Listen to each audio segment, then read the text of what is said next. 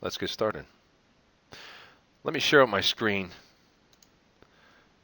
So this is the way that it looks when you first open up Outlook for the very first time. What you have on the left-hand side are all your different folders.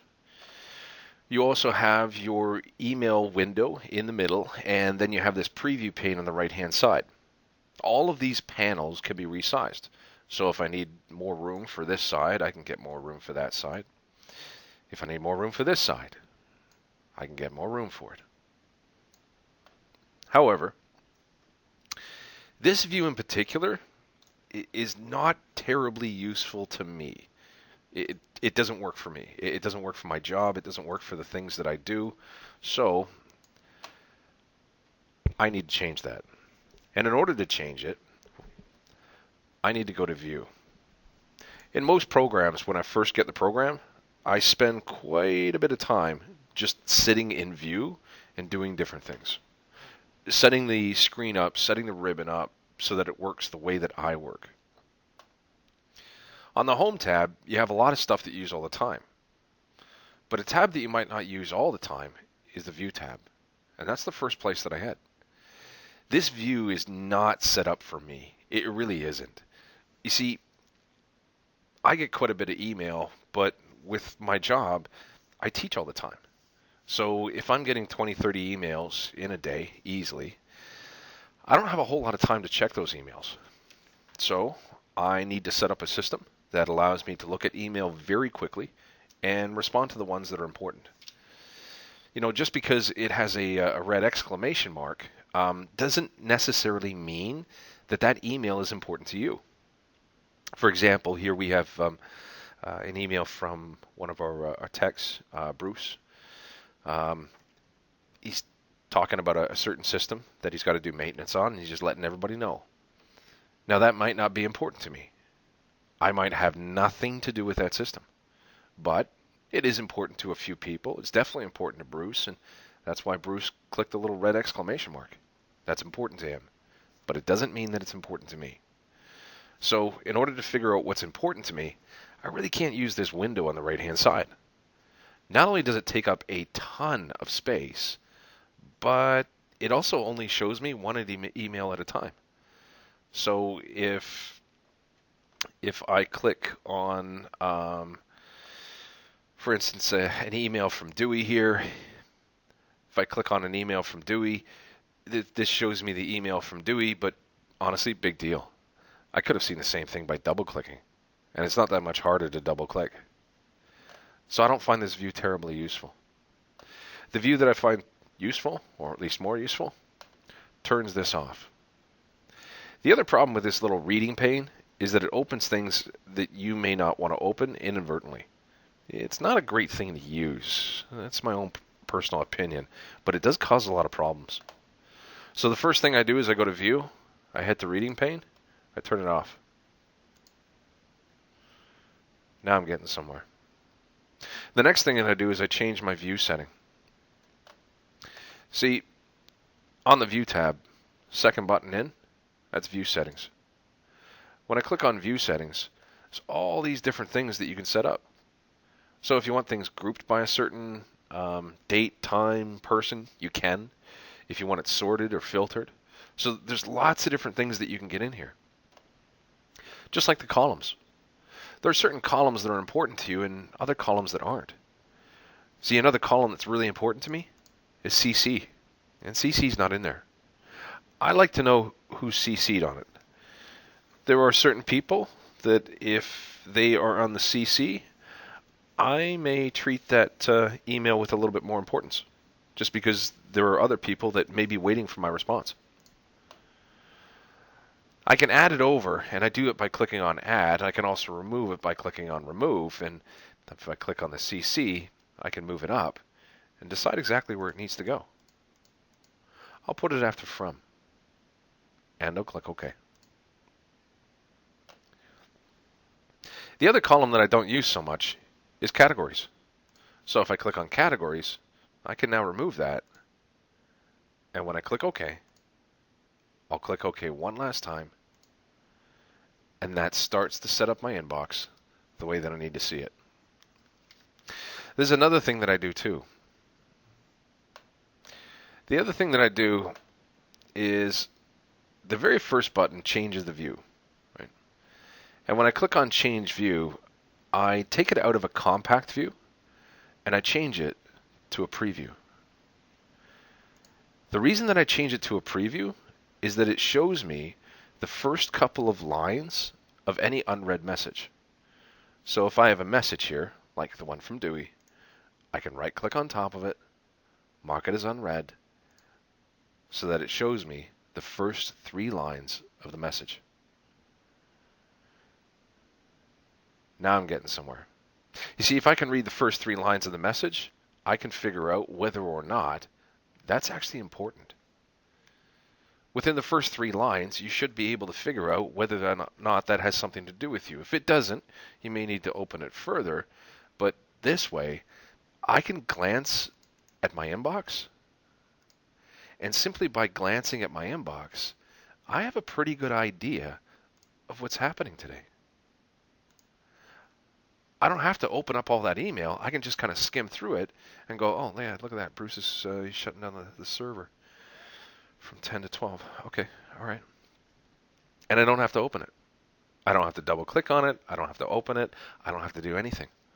But what this allows me to do for my job and for the way that I work, this allows me to look at my inbox, scan it very quickly, and respond to the email that really is important.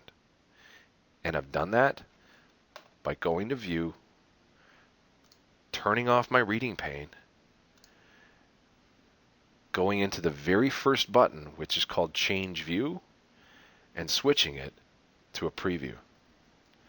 Now, all of this stuff can be reset. So if you don't like what you've done, if you've followed along with me and you've altered your inbox and you really don't like what I have set up here in front of me, well, that's what the Reset View button is for. You have to be able to play. You have to be able to experiment. And if you can't play and if you can't experiment, that's a tough way to learn. And that's why I like the Reset button. With the Reset button, I can goof around and goof around and goof around. And then all I have to do is click on Reset View, and that resets the view. There's another thing that I check off, and I first saw this when I was working with Gmail for the very first time. I was working with Gmail for the very first time, and they turned on something called Conversations. Now, at first, I really wasn't that thrilled. It wasn't something that really interested me. I didn't think that it worked very well. And I'll be honest, to this day, I still battle it. I still have an issue with the way that it works in Gmail. But when it comes to Outlook, I like this feature. And the feature is called Show as Conversations.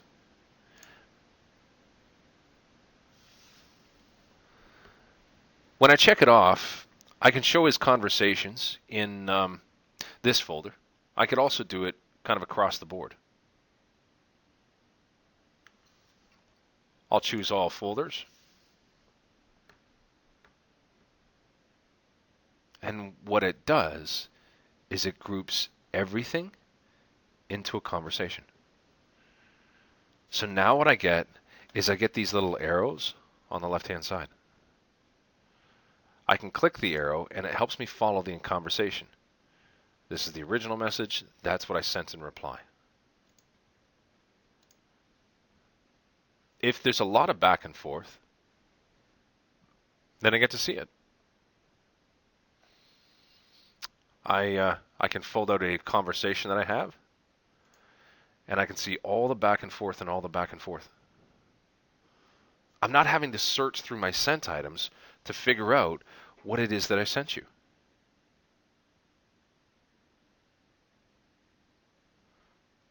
Not a bad option. It does take some getting used to. You know, I won't lie to you. Um, but if you can get used to it, if you can really try and stick with it just for a week, you'll notice that you don't lose email. You don't spend half the time looking for email. And the way that this works is when somebody sends me an email that was 6 months ago and I reply to it, and then they send me a response 6 months from now, it groups it all into the same conversation. So I can see all the back and forth and back and forth and back and forth. When somebody sends you an email, the problem is that it goes down and down and down and down, and eventually you forget about it. And what this does is it brings the conversation back up. So not only do you remember the original email, you see your response, and you see their response as well.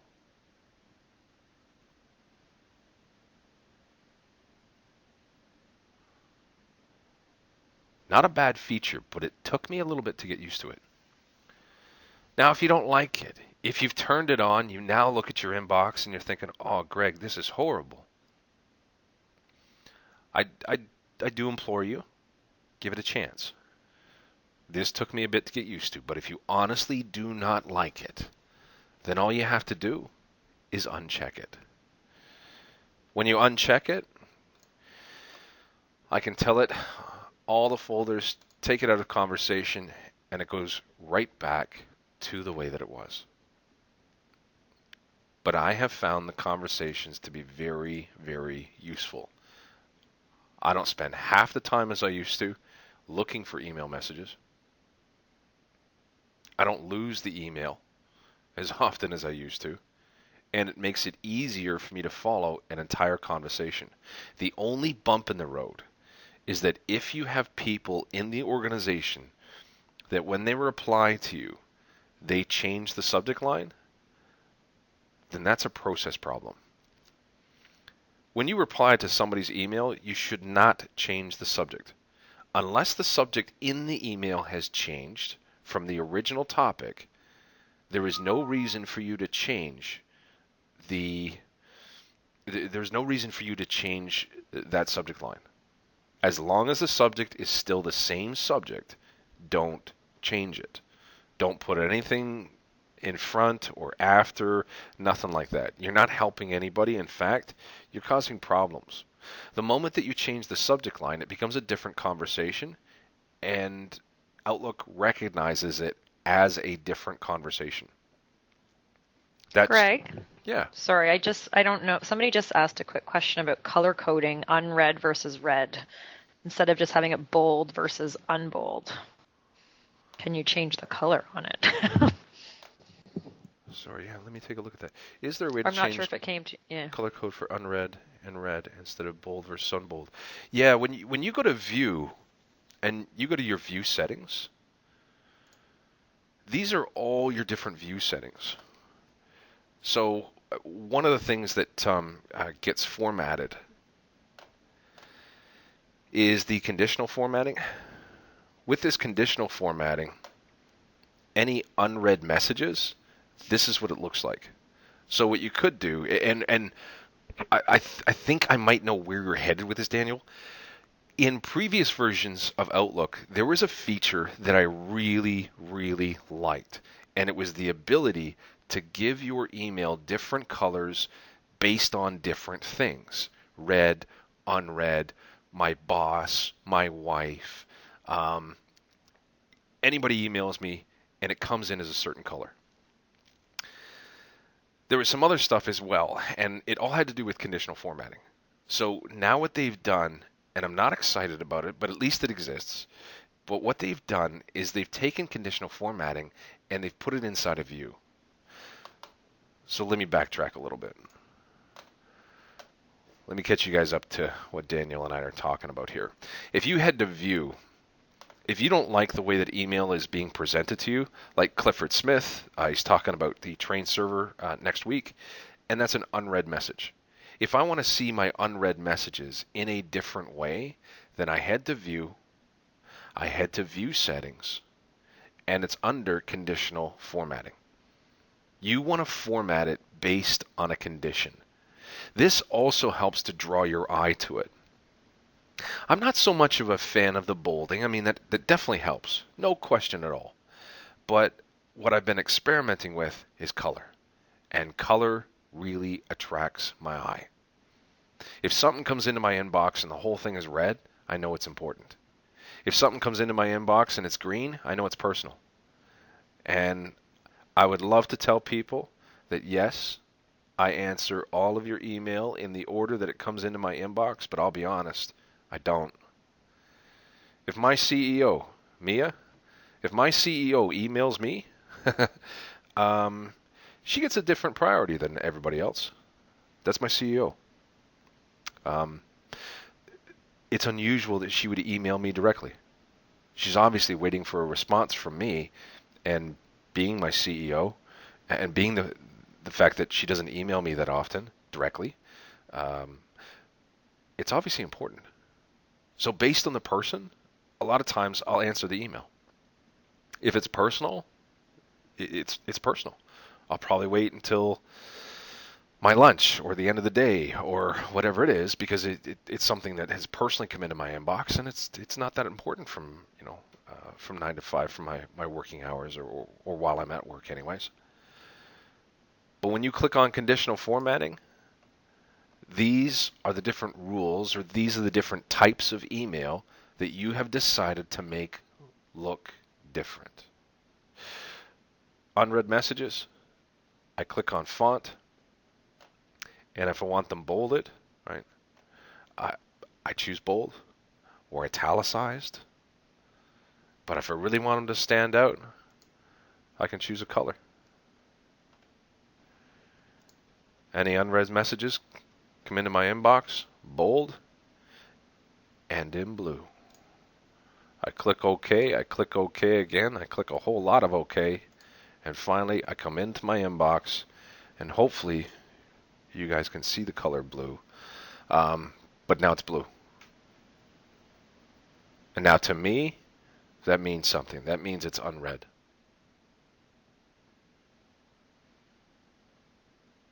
That's a good question.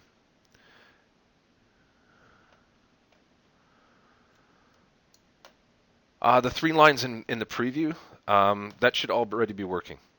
So when you check off show as conversations, that'll group everything. When you change the view and you change the view to preview, then that should help as well. And that should show you your 3 lines of the auto preview. In 2013, you can control whether it's 1 line or 2 lines or 3 lines very, very simply and very, very easily with a button that sits on the view toolbar. So they do expand on this in 2013. Same with the show as conversations. There's a few more options that are definitely available in 2013. Now I'm not done completely. I'm not done setting my inbox up. I still have a few more things that I want to set up. Your navigation pane could be a normal size, or you can minimize it.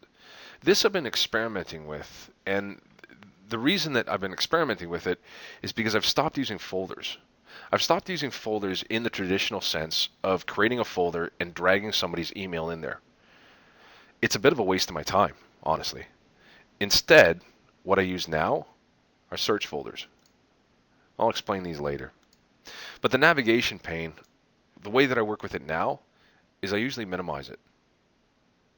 The navigation pane will show me exactly what it is that I'm interested in, or at least the major majority. My inbox, there's this new feature called Clutter that I've been working with in 2013. My sent items, any of my deleted items, and I've got my first search folder here, which is looking for large email. But this gets a lot of real estate back. The other thing that I turn on is my to-do pane. Right now my to-do pane is off, but if I click on normal, in my to-do bar or my to-do pane, I turn on the date navigator, my appointments, and my task list. The date navigator I think is kind of self-explanatory. If you look, every date that you have something booked, it's bolded. Not only that, underneath the date navigator are all your different upcoming appointments and holidays. So I know that in Canada, on Monday, October the 12th, it's Thanksgiving. You got to use your calendar. You have to put the holidays in there. You have to put all the things that are important to you in your calendar so that this inbox, this view, becomes a one-stop shop. You come here and you see everything that it is that you need to see. You see your email, you see your upcoming appointments, so when you're responding to people, you know what dates and times you can give them. And then you have something else. It sits on the bottom right-hand side here. I've turned it on, and that's my to-dos. This is my to-dos. This is my task list. These are all the things that I got to do. So when I have finished certain things, I can check them off. I can say, yep, I finished that, and finish that. And what this does, obviously, is it takes it off my list. Now, certain things have due dates and certain things don't. Certain things are due today and certain things are not. But how I use this is in a couple of different ways. When an email comes in and I can't handle that email right away, I can flag it. And when I flag it, it immediately goes on my to-do list. The flag sits on the right-hand side, and you only see the flag when you change your screen to this type of view. So when you go to View and change your view to a preview, make sure the reading pane is turned off, and then you'll see all the different columns of information that sit in your inbox. And now that I have this view, if an email comes in and I can't deal with it right away, I can actually right-click right on top of that flag and decide when I can get to it. Today, tomorrow, this week, next week, custom date. I can even add a reminder so that I get a nice little pop-up saying, hey, look, Greg, you forgot all about this email. But I can say, yeah, I got to do this week. And then on my to-do list, it's all organized by the date that it's due. This week, today, and these ones don't have a date.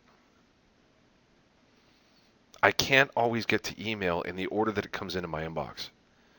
And there are things that I'm going to have to get back to you because I don't have the information right now. I'm waiting on somebody else. It comes out at a certain date, and then I can give it to you. It may require some research on my part. Somebody calls me up and says, Greg, we're having a problem with SharePoint, or having a problem with AutoCAD, and this isn't displaying, that's not working. Well, no big deal, right? I can help you with it, but I can't get to it till a certain date. And this keeps me organized. If you're not using Outlook to its full potential, then you're missing some really great time management features. Now, when you open something, let's see. Let me, what have I got here? I know I had an email by Dewey that I was picking on, and I'll open up his email. I'll pick on this one.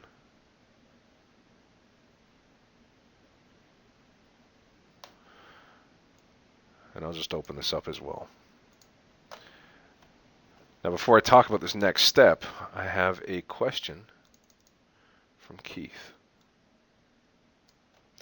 And Keith asks, what about important email? Would you use this as well? Things that I don't want to lose. Well, things that I don't want to lose, I would not keep in my inbox. Your inbox is a junk drawer. Your inbox is no place to keep information. If you are keeping information in your inbox, you need a better system. Your inbox is a single file that sits on the server. That's why the IT guys freak out so much. If anything happens to that single file, well, guess what happens when all your eggs are in one basket? You lose everything. So if you have something that's important, get it out of your inbox. If you want to be reminded about something, that's different. When I want to be reminded about something, that I can open up the email and I can flag it and say, yeah, I got to take care of this. You see, when something comes into your inbox, it needs to turn into an action item. It is either an appointment, it is either something you got to do, or it is a bit of information that you got to keep. And if that bit of information is an address or a phone number or a contact or anything like that, you got to get it out of your inbox. Your inbox is no place to store information. Now, what I usually do, if I have something that is that important that I want to keep it, then I get it out of my inbox and I put it into my absolute favorite program, hands down on the planet, OneNote. You want to keep something important? Throw it into OneNote. Do not keep it into your inbox. You might as well print it and put it in a junk drawer. You'd have just as much luck finding stuff. Not only that, it's extremely hard to retrieve email that is several years old. So don't even get me started. Don't keep stuff in your inbox. That is a bad idea. If it's important, get it out of the inbox and make it a contact. Make it a meeting. Make it something that you got to do, but don't keep it in there. If it's an address or a phone number, a book you want to read, information that you need to refer to down the road, then start using a program called OneNote and start learning how to take proper notes and keep the information that you want to keep. If you haven't seen OneNote yet, there is a recorded webinar that we have on our page that we did recently with OneNote 2013. If you go all the way down to the bottom of our webpage, you'll see a link there for YouTube. Check out our YouTube channel and check out how to use OneNote. But I've got OneNote on all my devices. It's on my phone. It's on everything that I got. And I got to tell you guys, I don't know how I lived without OneNote. But I digress. I apologize. So I can reply and all that stuff. You guys have played with that stuff to your heart's content, I'm sure. But if this is something I got to sit down and maybe Dewey and I got to work a few things out, he's got to help me out with some setup here, then I can click on meeting and I can make this a meeting. There's a button for more, but it's really just to forward things as an attachment. And that's something else that I always do. But that's a different story for a different day. So you make it a meeting. You make it something you got to follow up on. And you can do it right inside the email itself. I'm going to close this. I'll get out of here and I'll come right back to my inbox. And this is how I set my inbox up. I use conversations. I use a compact view. I use a preview, like an auto preview that shows you all of your unread messages and shows you the first 3 lines. The other thing that I mentioned that I use is I don't use folders. I use search folders. When you're going back and forth in a conversation, that's fine if it's you and somebody else. But what if it's you and 10 other people? And then it's 9 other people. And then it's 8 other people. And then it's 12 other people. You're going back and forth and back and forth. And people are removing people, and people are adding people to the email message. So then at the end of the day, whose folder do you put that in? Do you put it in the original person that sent it, that is now no longer even part of the email chain? Do you look at the most important person on the email and say, yeah, that's where it's got to go? Or do you take each individual response and put it into several different folders? Well, I don't know which one you do, but if you do any of those, you're wasting your time. If you get 1 or 2 emails in a day, you go right ahead and make the folders and drag and drop stuff to your heart's content, because that's not a lot of email. You get 50, 60, 200 messages in a day. You don't want to reorganize your inbox. You don't want to move stuff all around. I mean, my inbox might look like a junk drawer right now because I've got everything in the inbox, but that's because I use search folders. let me show you how it works. Let's see. Let me pick on one person. I'm actually going to pick on Robin because her and I don't email back and forth all that much. Now, it might seem like, well, why would you pick Robin? You don't email her that much. Well, that's just why. If I'm looking for Robin's email, I think the last time she emailed me was a month ago. And the time before that had to have been 6 months. So there's not a lot of communication between the two of us. But if she sends me something and I didn't flag it, if she sends me something and I think, yeah, you know what? I got to go back, find that email because Robin mentioned something about something, right? CRM issues or whatever. Wasn't important to me at the time. Couldn't care less at the time, right? That's not true, but couldn't care less at the time, so I didn't mark it, right? But if all of a sudden it's important and someone turns to me and says, what issues were we having, last week or a couple weeks ago or 6 months ago? Well, Robin sent me an email message, but now I got to go find it. So what I do is I head to folder. I click on folder, and inside folder is new search folder. I use search folders. That way the folder does the searching, not me. And if I click on new search folder, I can create a search folder that looks for all my unread mail, all my flagged messages, all the stuff that's been marked important, or in this case, I want to find mail from a specific person. Now I just have to choose the person. I click on choose. I type in Robin's name. Whoops, wrong spot. My fault, sorry. So I'll type in Robin's name. Right, there she is. I click on from, I click OK. I'll click OK again. And now what I have is a folder that looks for all the email that Robin was on. So it's not necessarily that it was from her. It's wherever her name is placed. So now I find every single message that Robin has sent to me. I didn't look for it. If I fold out the navigation pane, you can see that I do have select people that I look for information from. My boss, Sandra. Any large emails, so if I'm asked to clean certain things up. One of our tech people, Alex. Right? At different times, him and I send a ton of email back and forth. But then, and we kind of joked about it today, but then I won't talk to him for like another 6 months. And trying to go back and find the different things that we've done, the attachments that we've sent each other. And again, it wasn't important at the time, but it is now. It's important to somebody else. I think I've got the answer. All my flagged messages, right, for follow-up. And we use Skype, right? Microsoft Skype, so I can see all my different missed calls from different people. I'm not looking for them. In case you didn't know, Skype will actually deliver any missed phone calls that people have called you through Skype.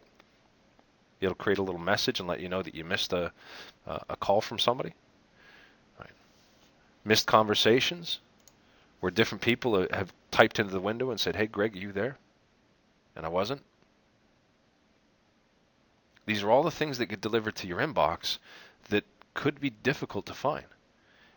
You spend way too much searching on your computer. And I've got a couple of questions to answer. All right. Let's see. Oh, first question I missed a while ago. I apologize.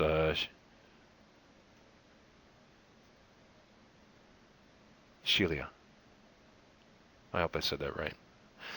Shelia, what if you archive one of the emails? That's the beauty, is that if you are working with archives, it will show you that this is sitting in your archive folder. Now, unfortunately, this is not really my computer, so I don't have my archive set up on this computer, but 110%, I use it all the time. Um, really, really, really important. Um, if I make a search folder, it will tell me which folder it's sitting in.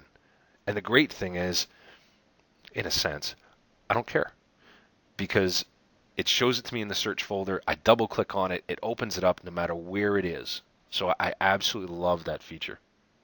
Is there any way to color code unread? And yeah, I think I handled that one. So yeah, you the color code, go to view.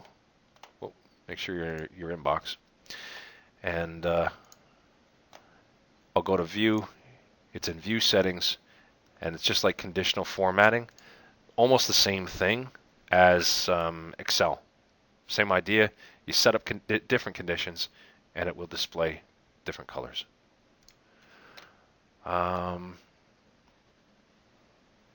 Can your search folders be set up differently than your inbox? Absolutely.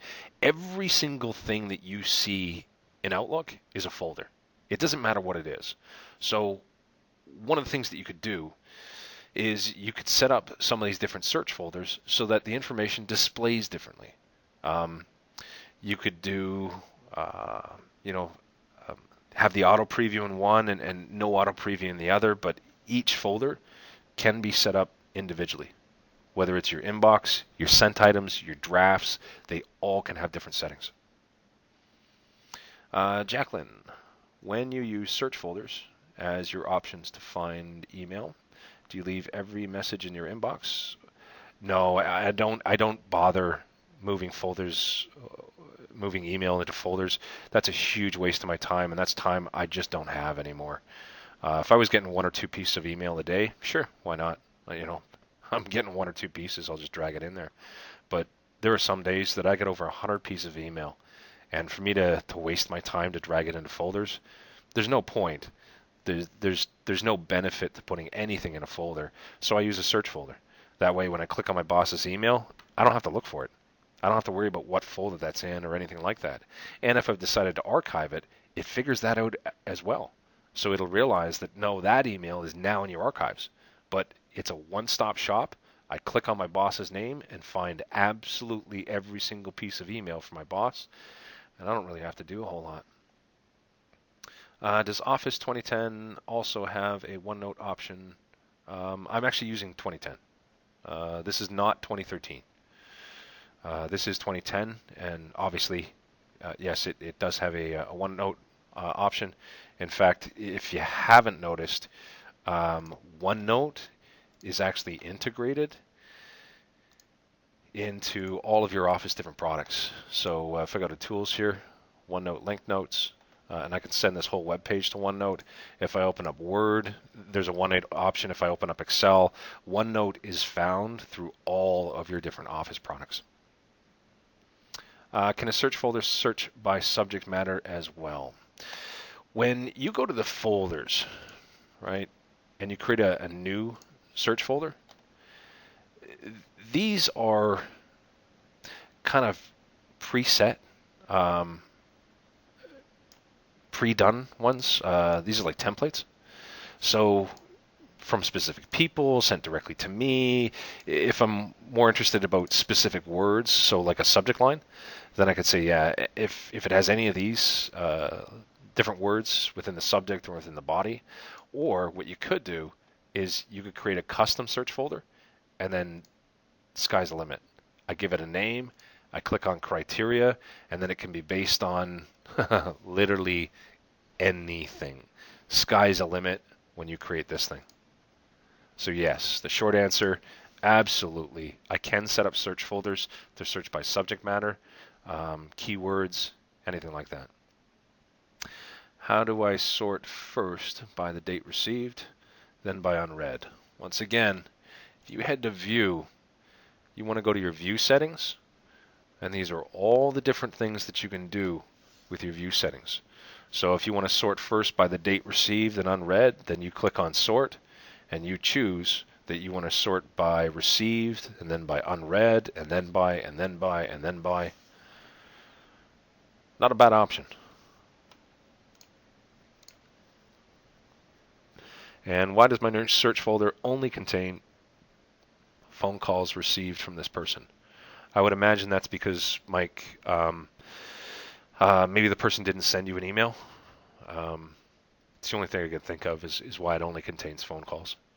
They haven't sent you an email. And Pat couldn't find the unread option. I'm not sure what you mean there, Pat. There's a lot of unread options in a lot of different places, so you got to narrow that down a little bit as far as not being able to find the unread option. Oh, for the sorting question? So view, sorting.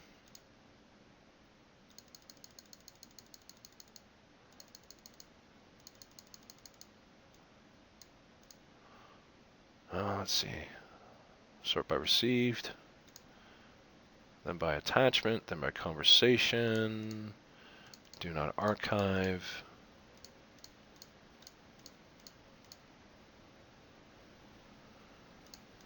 I think you were right, Pat. I do not think unread is there.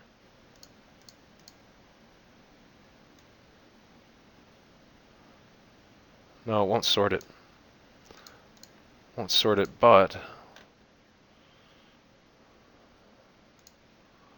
yeah, you can do a filter.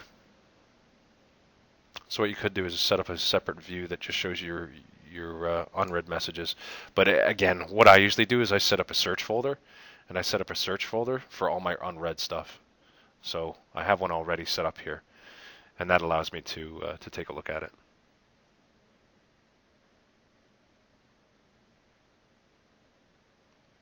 No, this Safwan asks a very good question here. Does the search folder volume increase the volume of the inbox? Absolutely no. So you don't have to worry about any of that at all. Trish, is it possible to receive a playback file view audio for our company file solution? We'll most likely post this on YouTube after we're finished, so we'll clean this up a little bit. We've got a couple of different recordings going right now, and we'll most likely clean it up a little bit, and then we'll post it on our YouTube page. If you head to traincanada.com, if you go all the way down to the very, very bottom of the page, you can click on YouTube, and that way you can see all of our different presentations we have. On the calendar, can you color code all your meetings to be a certain color? Absolutely. That's called categories. When you head to your calendar, when you create new appointments, that's why you categorize stuff. So if I make this personal, I say that, yeah, I got soccer practice. Location is Mississauga Valley. And soccer practice is at 5 p.m. till 6:30. When I save and close this, yes, I'll dismiss this. That will that'll color code the meeting. If the meeting's already been created, then go back, double click on the meeting, and recolor code the meeting. Again, that's more of an organization kind of process thing. In your calendar, you can go to View and change permissions and change some of the properties on the calendar, but there's really not a whole lot to do with color. If you head to View, same thing. The only color that you really have in here is to change the color of the whole calendar. Categories is about the only way that you can really kind of organize yourself that way. What you could do is I don't actually use my calendar like this. This is great if you've got like a full day where it's 16, 15 different things that you're trying to juggle in a single day. But with myself, I'm usually just teaching. So I teach in the morning, teach in the afternoon. So there's only a handful of things that actually show up here. Oh. If if I go to view, one of the things that I usually do in here is I don't use the day, the week, the month. None of that stuff is actually useful to me. So what I usually do is I usually change my view to my active appointments. And this is useful to me. I have this set up in a certain way in my calendar that it shows me all of the things that are really important to me. And it does it in a way that I really like. But yeah, as far as sorting stuff and going through previously created meetings, that's a process that you may want to have people change for you so that uh, you're not having to put up with that. It's tough to find things in your calendar sometimes, and it's one of the things that you can do is color code them, and then it makes it a lot easier for you to find stuff in the calendar. Any other questions before we wrap up? All right then. As long as you have no questions, I want to thank you guys very much. Hopefully some of these tips and tricks and some of the different things that I've showed you really do kind of help you organize your inbox. Commit to Outlook. Commit to putting stuff in Outlook. Use your tasks. Use your calendar. Use your email. Organize your stuff in a way that's helpful for you. Now, the way that I showed you to organize your inbox, that works for me. That works for me, works for my job. If that doesn't work for you, spend some serious time in that view. I'm serious. Set aside at least an hour to go through that view tab and set up Outlook the way that you need Outlook set up for you. You don't need to be looking at everything all the time, and you do need certain things so that when somebody bugs you for a certain bit of information, you can put your hands on it quickly. We spend way too much time looking for files, looking for email on a computer. So set up some different systems that help yourself out. Take a look at OneNote. To organize yourself, to organize your information, use OneNote. To organize your time, I use Outlook, and to organize my information, I use OneNote. Enjoy the rest of your day, guys. It looks pretty nice out there. Thank you very much. Take care.